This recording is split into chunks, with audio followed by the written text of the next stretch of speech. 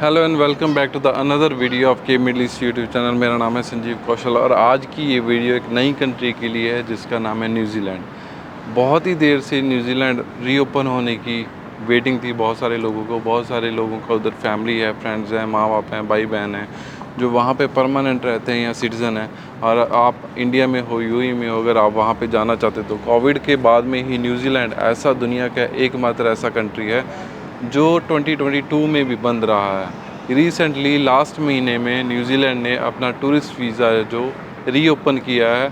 यही एक ऐसी कंट्री जो इतनी लॉन्ग ड्यूरेशन तक अपने बॉर्डर को क्लोज़ करके रखी हुई थी ड्यू टू कोविड-19। तो as per the September 2022 New Zealand के लिए जो विजिटर वीज़ा है वो आप रीअप्लाई कर सकते हो in any of the category. Condition सिर्फ ये है कि आप फुली वैक्सीनेटेड होने चाहिए। अगर आपको कोई भी 2 वैक्सीनेशन का डोज लगा हुआ है तो न्यूजीलैंड के अंदर आप 9 महीने तक continuously on a tourist visa, short term visa रह सकते हो। इस वीज़े की पूरी डिटेल क्या है, कौन कौन से डॉक्यूमेंट चाहिए, कैसे ये अप्लाई होता है, कितनी फ़ीस स्ट्रक्चर है, ये आप सारी की सारी इन्फॉर्मेशन के लिए इस वीडियो को लास्ट तक देखें। तो चलिए अब हम बात करते हैं प्रोसीजर के लिए, documents and what are the cost if you really want to travel to New Zealand. First of all हम न्यूजीलैंड की बात करें। न्यूजीलैंड की कैपिटल है वेलिंगटन और इसकी सेकंड सबसे ज़्यादा फेमस कंट्री है ऑकलैंड। ये दोनों ही कंट्री न्यूजीलैंड के अंदर बहुत ही ज़्यादा फेमस है। न्यूजीलैंड खुद इटसेल्फ कंट्री इसकी नेचुरल ब्यूटी के लिए बहुत ही ज़्यादा वर्ल्ड फेमस है।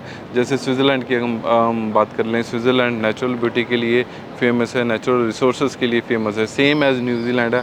अब न्यूजीलैंड और स्विट्ज़रलैंड को मैच करोगे, it's similar kind of country.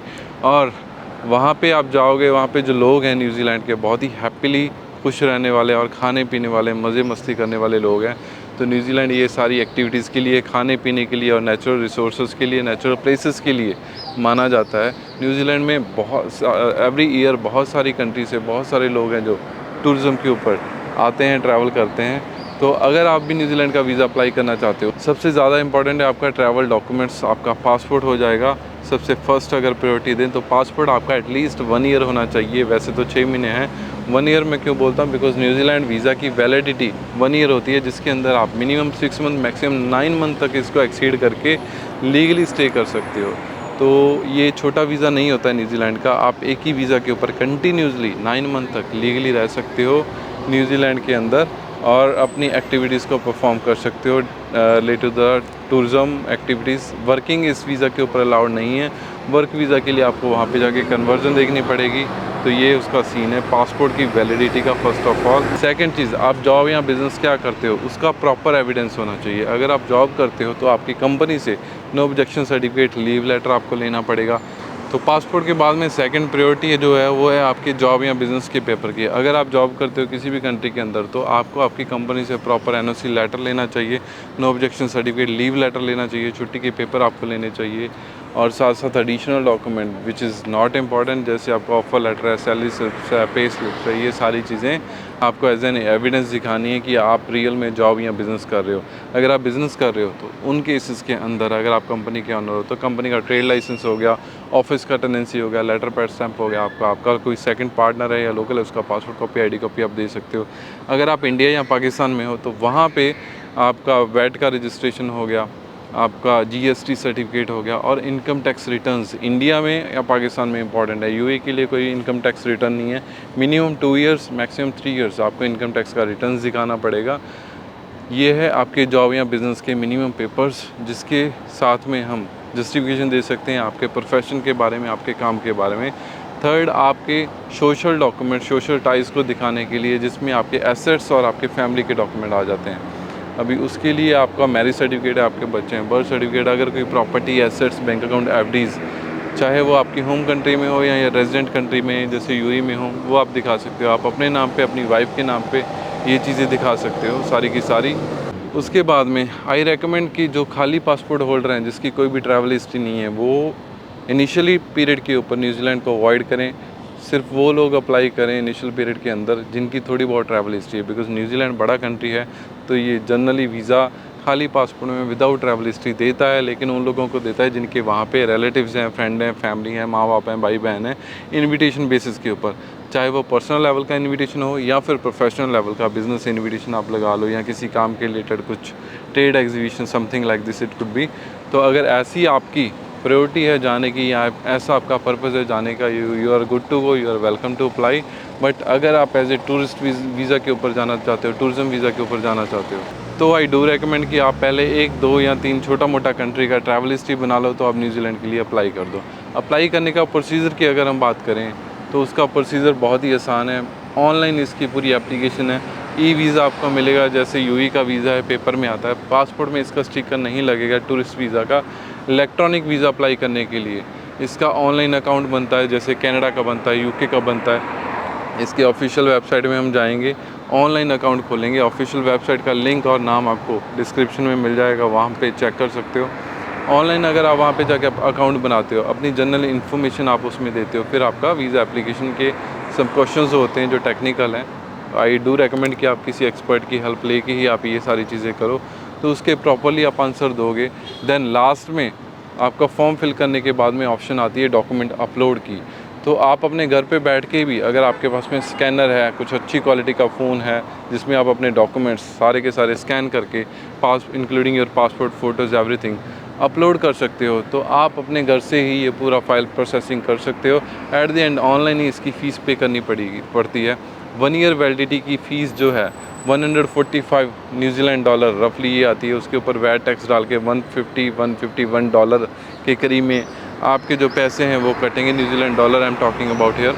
तो अगर आपके पास में स्कैनर नहीं है, या फ़ोन अच्छी क्वालिटी का नहीं है, या आप डॉक्यूमेंट स्कैन नहीं कर सकते, कार्ड से आपने पेमेंट नहीं करनी है, तो भी ऑप्शन है। आप VFS ग्लोबल की जो है अपॉइंटमेंट जब हम बुक करते हैं बायोमेट्रिक्स के लिए, इन जनरल इसके सारे प्रोसीजर के बाद में हमको क्या करना है, VFS ग्लोबल की अपॉइंटमेंट बुक करनी पड़ती है फॉर द बायोमेट्रिक्स पर्पज़। तो प्रिंट निकलता है जब आप फ़ीस पे कर देते हो अपनी एप्लीकेशन का, आपको वहाँ पे जाके बायोमेट्रिक्स देना है। पासपोर्ट डॉक्यूमेंट हर चीज़ आपके पास में ही रह जाएगा।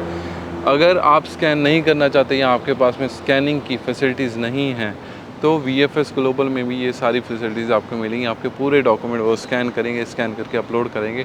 दे will charge you little bit like 100 dirham if we are talking about Indian rupees में, तकरीबन 2000 इंडियन रुपीज़ में वो आपके डॉक्यूमेंट है जो स्कैन करके आपकी वीज़ा एप्लीकेशन आपके अकाउंट के अंदर अपलोड कर देते हैं। From that day you are good to go. Good to go in the sense कि आपको वेट करना है अपने वीज़ा एप्लीकेशन के रिज़ल्ट के लिए। तो तब से काम शुरू होता है एम्बेसी का। तो एम्बेसी आपकी पूरी फ़ाइल को एनालाइज़ करती है। एनालाइज़ करने के बाद में यूजुअली अभी रश नहीं है इतना, तो 30-45 डेज़ के अंदर इसका रिज़ल्ट आ जाता है। बट ये वेरी करता है मैक्सिमम नंबर ऑफ़ एप्लीकेशन जो भी ऑनलाइन अवेलेबिलिटी है उसके ऊपर। तो ये हैं सारी की सारी न्यूजीलैंड की चीज़ें। अगर आपका रिज़ल्ट पॉजिटिव आता है तो आपको ईमेल में ही आपका वीज़ा रिसीव हो जाता है, which is valid for 1 year. आप इस 1 साल की ड्यूरेशन के अंदर कभी भी वहाँ पे जा सकते हो, and legally you can stay up to 9 months. तो ये सारी चीज़ें हैं। अगर आप भी अप्लाई करना चाहते हो अपना न्यूजीलैंड का वीज़ा, आपकी 1-2 छोटी मोटी कंट्री की ट्रैवल हिस्ट्री है, अगर आप अपनी प्रोफाइल की असेसमेंट करवाना चाहते हो कि आप कौन सी कंट्री के लिए एलिजिबल हैं, आपको यूरोप जाना चाहिए, Australia, New Zealand, Canada, UK, now सारी की सारी कंट्रीज़ खुली हैं, ओपन हैं, गुड टू गो है, सारी की सारी आप जा सकते हो। बेयरली कोई कोविड रिस्ट्रिक्शन किसी ना किसी कंट्री में है। आपके पास में फुली वैक्सीनेटेड हो, यानी कि 2 डोज़ अगर आपके पास में लगा है, तो आज की डेट में ऑलमोस्ट सारी की सारी कंट्री खुल चुकी हैं। पहले जापान बंद था, न्यूजीलैंड बंद था, ये दोनों ही कंट्री थी जो रह गई थी एनी हाउ, और दोनों ही अभी फिर से ओपन हो चुकी हैं। तो हमारी life as per earlier Covid से पहले जो थी अभी वही हो चुकी है।